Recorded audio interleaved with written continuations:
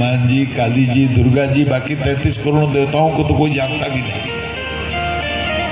ये हमारे वीआईपी देवता हैं, गांव गांव में मंदिर है, सब जानते हैं। उसमें भी सुपर वीआईपी राम जी और कृष्ण जी। तो भाई अगर ऐसे राम जी पर कब्जा कर लोगे, क्षत्रिय लोग कब्जा कर लें राम जी पर, आज यदुवंशी लोग कब्जा कर लेंगे कृष्ण पर कि कृष्ण जी हमारे हैं, और क्षत्रिय लोग कहें कि राम जी हमारे हैं, तो हम बाकी जो भारतवासी 100 करोड़ हिंदू है, ये अब कहां जाएंगे भाई बताओ। हमारी चेतना का स्तर इतना नीचे है कि हम भगवान को भी जात में बांट लेते हैं। ये देखो, अरे राम जी सबके हैं भाई, कृष्ण जी सबके हैं, हम सब उन्हीं के बच्चे हैं।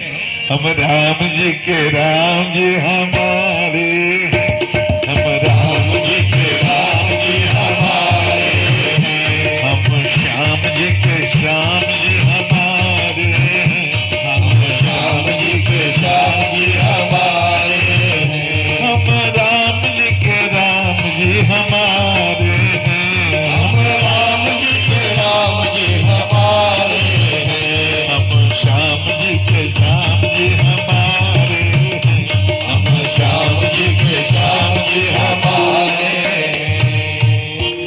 अब हनुमान जी का जात अभी पता लगा रहे लोग, अनुसंधान हो रहा है, और पता चला कि हनुमान जी निकल गए किसी जात के, तो पता चला कि वो जात वाले उन पर कब्जा कर लेंगे।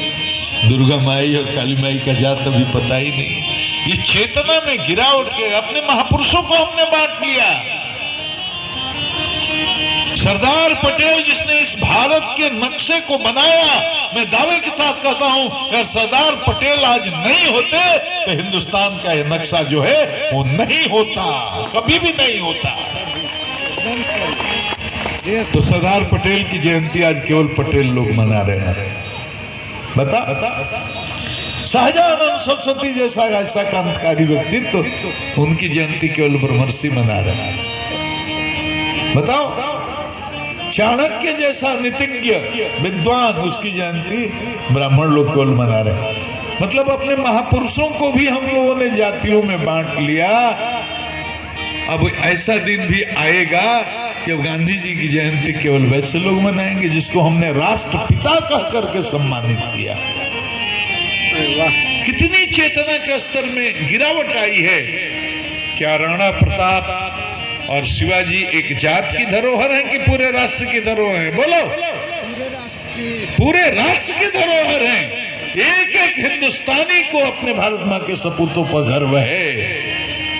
इसीलिए हम राम जी के राम जी हमारे हैं, हम राम जी के राम जी हमारे हैं, हम श्याम जी के श्याम जी हमारे हैं, हम श्याम जी के श्याम जी हमारे हैं।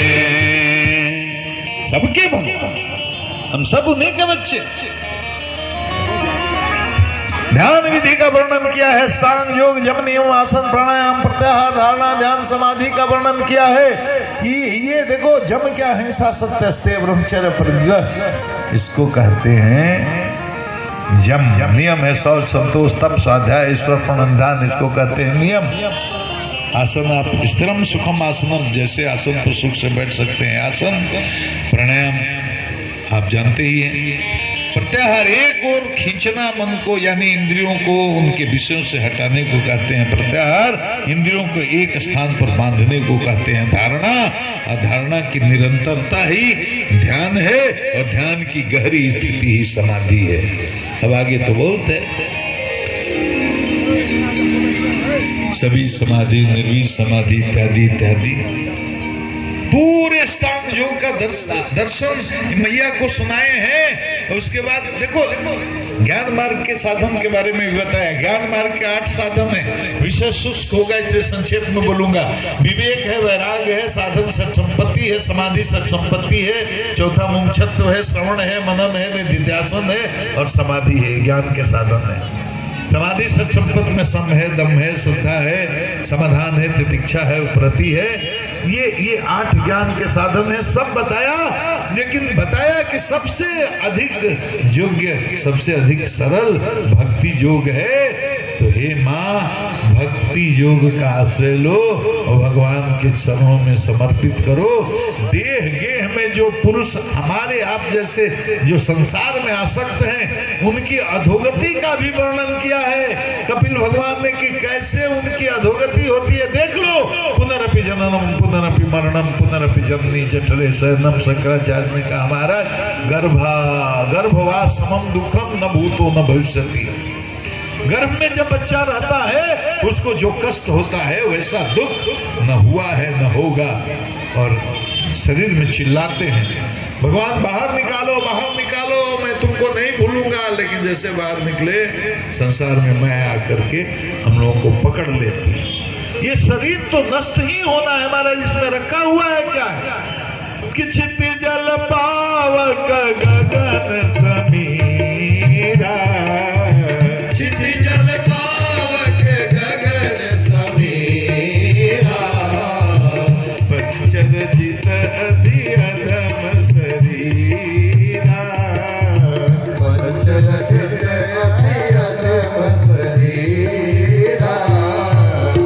समर्पण करो, सत्संगत करो, उसी से विवेक होगा और उसी से कल्याण होगा। माता देखो, सिद्धिदा धाम की नदी बन गई और कल्याण हो गया देवहूति मैया का, तो उनका वंश समाप्त हो गया।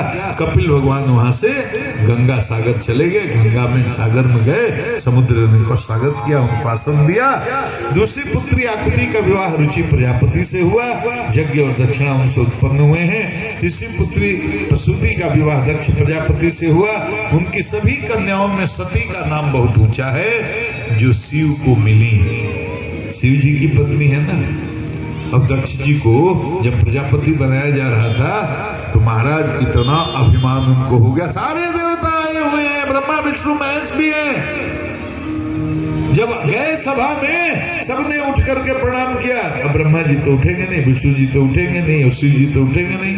तो ब्रह्मा जी पिता हैं तो भाई पिता पर कैसे गुस्सा करेगा, पिताजी तो उठेंगे नहीं। तो ब्रह्मा जी कुछ नहीं बोला। विष्णु जी उनके दादा हो गए, उनको गुस्सा नहीं करे। शिव जी तो समझी ससुर हैं। अब कह रहे हैं कि शिव जी क्यों नहीं उठे, उठकर क्यों नहीं प्रणाम किया। इतना नाराज हो गया कि बड़ा अधिकार दक्ष जग पावा, बड़ा अधिकार दक्ष जग पावा, अति अभिमान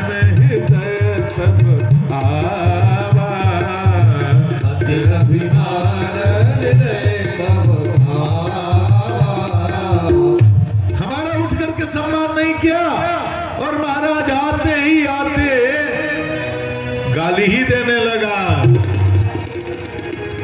अरे कौन है, हम लोगों की सभा में एक शिष्ट आदमी आकर के बैठ गया। अरे ऐसे लोगों को, हम लोगों के शिष्ट लोगों के बीच में अशिष्टों का क्या काम। आप सब देवता एक दूसरे का मुंह देखने लगे, भैया इसमें अशिष्ट कौन आ गया। बोलता है अरे इधर उधर क्या देखते हो, देखते नहीं हो इसको शंकर को, भूतों प्रेतों के साथ रहता है, शरीर में श्मशान की भभूति लगाता है, ये गले में सांप बिच्छू लपेटे रहता है, इसको देख नहीं रहे हो, ये अशिष्ट है। अरे मुझे तो बड़ा इस बात का अफसोस है, मैंने अपनी मृगलोचनी अपनी पुत्री का विवाह कर दिया इसके साथ, इसके लायक थोड़े ही था ये। महाराज भला बुरा करने लगा तो बड़ा क्रोध है, नंदी जी को उठे, छटपटा कुछ बोलने के लिए शिव जी ने इशारा कर दिया, बेटा बैठो, ये ससुर जी हैं, ये हमारे ससुर हैं, और ससुराल में तो गाली खानी ही पड़ती है, इन्हीं के दरवाजे पर आए हैं, कुछ बोल रहे हैं तो बर्दाश्त करो। लेकिन जब बहुत गाली देने लगा तो नंदी को सहन नहीं हुआ, उठा बोले दक्ष इतना अनाप शनाप बोलता है, जा साथ देता हूं तेरे को, बकरे का मुंह लगेगा। महाराज एक ऋषि बैठे हुए थे, बोले क्या है ये आपस की बात है, तू कहा बीच में बोल रहा है, रे इस ससुर और दामाद के बीच में तू कहा कौन बोलने वाला आता है।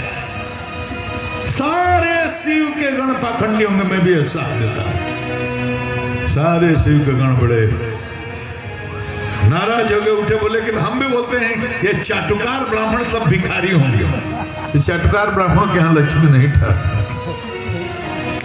बोलिए शंकर भगवान की जय। शिव जी तो बोले अरे भैया चलो चलो यहाँ से निकलो निकलो निकलो, यहाँ बड़ा अशोभनीय स्थिति हो रही है, लौटो। चले आए कैलाश सबको लेकर के, भूल गए भोले बाबा हैं, लेकिन दक्ष नहीं भूला।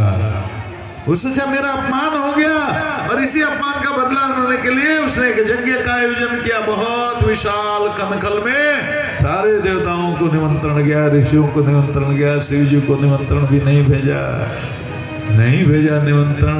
एक दिन कैलाश के ऊपर से लगातार विमान जाने लगे। विमान में बैठी देवताओं की स्त्रियां बोल रहे हैं अरे सती तुम नहीं जाओगी क्या? कहाँ? अरे तुम्हारे पिता के घर इतना बड़ा यज्ञ हो रहा है, तुम्हें नहीं पता? अब क्या बोले कि हमें नहीं निमंत्रण आया है? बोले हाँ हाँ आप लोग चलो, हमें पीछे से आ रहे हैं। आई भगवान के पास, शिव जी के पास, बोले कि अरे प्रभु आपको पता है